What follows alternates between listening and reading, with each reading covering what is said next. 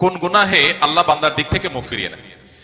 এই বিষয়ে প্রসিদ্ধ একটা হাদিস আছে, নবী সাল্লাল্লাহু আলাইহি ওয়াসাল্লাম বলেছেন, তিন ব্যক্তি এমন আছেন যাদের সাথে কিয়ামতের দিন আল্লাহ কথা বলবেন না, তাদেরকে আল্লাহ তাআলা পবিত্র করবেন না।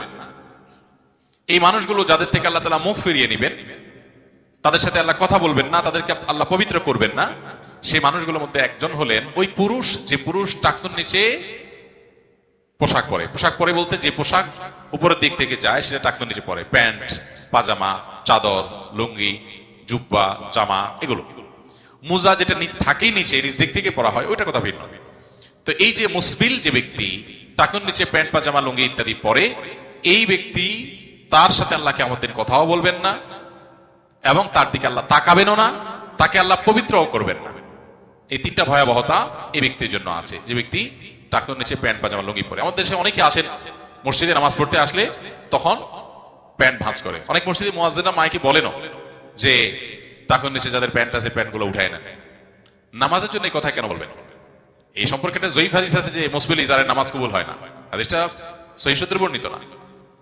বিশুদ্ধ হাদিসগুলো সবগুলো হলো কমন এবং জেনারেল, সব সময়ের জন্য এটা প্রযোজ্য যে পুরুষ মানুষ টাকনুর নিচে পোশাক পরবে না। এখন বৈজ্ঞানিক গবেষণা বলছে যে এটা পুরুষের জন্য ক্ষতিকর।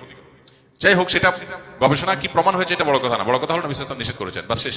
অতএব এই ব্যক্তি, যে ব্যক্তি টাকনুর নিচে প্যান্ট, পাজামা, লুঙ্গি, জুব্বা ইত্যাদি পরে, এই ব্যক্তি থেকে আল্লাহ কিয়ামতের মুখ ফিরিয়ে নেবেন। খুব ভয়াবহ কথা। দুই নম্বর হলেন ওই ব্যক্তি, যে ব্যক্তি কাউকে দান করে খোঁটা দেয় অথবা যাকে দান করেছেন তাকে নানান কথা দিয়ে কষ্ট দেয়।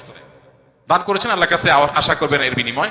যাকে দান করেছেন তার সাথে আপনার কোনো আলাপ থাকবে না। দান করে খোঁটা দিলেন, কষ্ট দিলেন, খোঁচা মেরে কথা বললেন, এগুলো বললে আপনি আল্লাহ তাআলার দৃষ্টি থেকে সরে যাবেন কিয়ামতের ময়দানে। নাম্বার 3, ওই ব্যবসায়ী, যেই ব্যবসায়ী তার পণ্য বিক্রি করতে গিয়ে মিথ্যা শপথ করে। এখন তো ঘরে ঘরে ভাই আল্লাহর কিরা, এটা কিনা পড়ছে এত, ভাই কিনতেও পারে না এত টাকা দিয়া, না মিথ্যা কথা।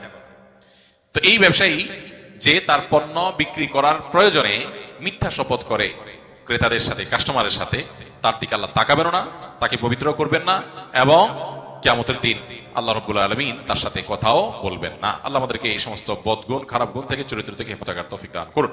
মৌলিক ইবাদত ছাড়া বিশেষ কি ইবাদত আছে যা একজন মুসলিমকে আল্লাহর খুবই নিকটে নিয়ে যায়? নবী করিম সাল্লাল্লাহু আলাইহি ওয়াসাল্লাম থেকে একটি হাদিস বর্ণিত হয়েছে। হাদিসটা হলো হাদিসে কুদসি, অর্থাৎ আল্লাহর ভাষ্য, নবী সাল্লাল্লাহু আলাইহি ওয়াসাল্লামের ভাষা। হাদিসটি বেশ প্রসিদ্ধ, সহিহ বুখারী সহ বিভিন্ন হাদিসে কিতাবে বর্ণিত হয়েছে। নবী সাল্লাল্লাহু আলাইহি ওয়াসাল্লাম ইরশাদ করেছেন যে আল্লাহ রাব্বুল আলামিন বলেছেন তাকে, আল্লাহ বলছেন, মা তাকাররাবা ইলাইয়া আবদুন বিশাইইন আহাব্বু ইলাইয়া মিম্মা আফতারাতু আলাইহি। অর্থাৎ আল্লাহ বলছেন যে বান্দার প্রতি আমি যে আমলগুলোকে ফরজ করে দিয়েছি, যেমন 5 ওয়াক্ত নামাজ পড়া ফরজ, পর্দার বিধান মেনে চলা ফরজ, হালাল উপার্জন করা ফরজ, ফরজ যে কাজগুলো আল্লাহ বলছেন যে তিনি যেগুলো বান্দার উপর অপরিহার্য করে দিয়েছেন, এইগুলোর মাধ্যমে বান্দা আল্লাহর নৈকট্য লাভ করে। আল্লাহর নৈকট্য লাভের, আল্লাহর প্রিয় পাত্র হওয়ার, আল্লাহর প্রিয়জন হওয়ার সবচেয়ে নিকটতম উপায় হলো, সবচেয়ে কার্যকর উপায় হলো ফরজ আমলগুলো করা। হাদিসের শেষাংশে এসে বলেছেন, ওমা ইয়াযালু আবদি ইয়াতাকাররাবু ইলাইয়া বিন নওয়াফিল। আর ফরজ আমলের পর বান্দা যখন নফল আমল করতে থাকে, তখন নফল আমলগুলো করতে করতে করতে করতে বান্দা আল্লাহর অনেক বেশি নৈকট্য অর্জন করতে পারে।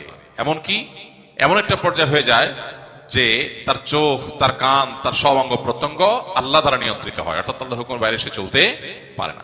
তো এই জন্য আল্লাহ নৈকট্য লাভের জন্য আমাদের উচিত ফরজ আমলগুলোকে সবচেয়ে গুরুত্বের সাথে করা। আর দ্বিতীয়ত কাজ হলো নফল আমলগুলোকে খুঁটে খুঁটে করা। নামাজের মধ্যে নফল আমল আছে, রোজার মধ্যে নফল রোজা আছে, দানের মধ্যে নফল দান আছে। প্রত্যেকটি ইবাদতেরই যেগুলোর ফরজ ফরম্যাট আছে, এই সবগুলোর আবার আরেকটা ফরম্যাট আছে, সেটা হলো কি ফরম্যাট? নফল ফরম্যাট। একটা হলো ম্যান্ডেটরি করতেই হবে ফরজ ফরম্যাট, আরেকটা হলো করলে সওয়াব হবে, না করলে গুনাহ নেই। তো ফরজ ফরম্যাট ছাড়া নফল ফরম্যাট দিয়ে তো প্রিয় পাত্র হওয়ার সুযোগ নাই। একজন কোন অফিসে জব করেন, তিনি অফিস মালিকের প্রিয় পাত্র হতে হলে অফিসের যে মেইন ডিউটি 9টা to 5টা, এটা তো তাকে করতেই হবে। এই ডিউটিতে যদি ফাঁকি দেয়, তাহলে কি অফিস মালিকের, অফিস কর্তৃপক্ষের তিনি প্রিয় পাত্র হতে পারবেন? মূল ডিউটি তাকে পালন করতেই হবে। এর পাশাপাশি তিনি যদি আরো আগে আসেন, সবার পরে যান, আরো বিষয় দেখভাল করেন, তখন তিনি আরো প্রিয় পাত্র হয়ে উঠবেন। ঠিক একইভাবে 5 ওয়াক্ত নামাজ না পড়লে কি আল্লাহর প্রিয় পাত্র হওয়ার সুযোগ নাই? অনেকে দেখবেন আজকাল দাবি করে তারা আল্লাহর ওলি হয়ে যাচ্ছে, ওলি হওয়ার পথে যাচ্ছে, নামাজের খবর নেই, ফরজের খবর নেই। তো ফরজগুলো ঠিক রাখলেন, এর পাশাপাশি আপনি সাধ্য অনুযায়ী তাহাজ্জুদ, তারপর সালাতুল শাক, সালাতুল দোহা, মসজিদে ঢুকার নামাজ, ওজুর নামাজ, এগুলো পড়লেন তখন আল্লাহর আরো প্রিয়পাত্র হলেন। দানের ক্ষেত্রে যাকাত বছরে একবার, এটা আপনার সম্পদের উপর অপরিহার্য। এর পাশাপাশি আপনি যদি নফল দান করেন মসজিদে, মাদ্রাসায়, গরিব দুঃখীকে, আত্মীয় স্বজনকে, প্রতিবেশীকে, অভাবী মানুষকে, তাহলে এর মাধ্যমে আল্লাহর আরো প্রিয়পাত্র হয়ে উঠতে পারবেন। তো এই জন্য এই দ্বিমুখী বা দুই দিককার প্রচেষ্টা, এটি যদি আমাদের চলতে থাকে, ইনশাআল্লাহ আল্লাহ তাআলা আমাদেরকে তার নৈকট্য লাভ করার তৌফিক দান করবেন। আমরা অনেক সময় হতাশ হয়ে যাই, আমাদের ইসলাম খুব জরুরি হয়ে পড়ে, কিন্তু আমরা এমন আলেম বা পথ পাই না। আমাদের ইসলামের বিষয়টা আমরা কিভাবে পেতে পারি? ভাই, আত্মশুদ্ধি বা নিজের সংশোধনের জন্য আল্লাহ নেককার বান্দা, ভালো মানুষ, মুত্তাকি পরহেজগার মানুষদের সোহবত, সাহচর্য, সান্নিধ্য, এর কোনো বিকল্প নেই। অতএব এই জায়গাটা আমাদের যেতে হবে। যেমন প্রশ্নে লিখেছেন যে ভালো মানুষ খুঁজে পান না, এটা কোনো কোনো ক্ষেত্রে শয়তানের ধোঁকা। ভালো মানুষ বলতে অনেক বড় নাম করা আলেম হইতে হবে এমন জরুরি না। সমাজে অনেক সাদামাঠা মানুষ আছেন, হয়তো গতানুগতিক সকল আলেম না, হুজুর না, কিন্তু লোকটা নেককার, তিনি হালাল হারাম মেনটেন করেন, আল্লাহর ভয় তার মধ্যে আছে। আপনি তার সান্নিধ্য নেবেন, তার সাহচর্য অবলম্বন করবেন, তার সাথে বন্ধুতা করবেন, দেখবেন আপনার ভিতরে সেই ভালো মানুষ হওয়ার প্রেরণা আপনি খুঁজে পাবেন। সান্নিধ্য মানুষকে ভালো হতে উৎসাহিত করে, এই জন্য এই জিনিসটা অনেক বেশি গুরুত্বপূর্ণ। আমাদের এখন ফ্যামিলি, আমাদের বাচ্চা কাচ্চা, আমাদের নিজেদের ভালো পরিবেশ তাদের জন্য নিশ্চিত করা, এটা হলো আমাদের জন্য সবচেয়ে বড় চ্যালেঞ্জের বিষয়। এই জন্য এই যে আসুনা ফাউন্ডেশন মসজিদ কমপ্লেক্স, এটার আশপাশে আমরা চেষ্টা করছি একটা সোসাইটি ডেভেলপ করতে। আলহামদুলিল্লাহ অনেকে এখানে আশেপাশে জমি কিনেছেন, শেয়ার নিয়েছেন। উদ্দেশ্য হচ্ছিল যে এটা অলরেডি যদিও ক্লোজ হয়ে গেছে, কিন্তু এটার উদ্দেশ্যই হলো যে কিছু ভালো মানুষ থাকবে, একটা পরিবেশ তৈরি হবে, একে অন্যকে দেখে ভালো জিনিস শিখবে, উৎসাহিত হবে, যেটা আজ সোসাইটিতে সেভাবে নাই। একটা মিশ্র পরিবেশের মধ্যে আমরা বড় হচ্ছি, যার কারণে ভালোর পাশাপাশি মন্দ আমরা দুইটাই দেখে বড় হচ্ছি। ভালো দেখে যদি আমি 2 কদম আগাই, তো খারাপ দেখে 2 কদম আমাকে আবার পেছাতে হয়।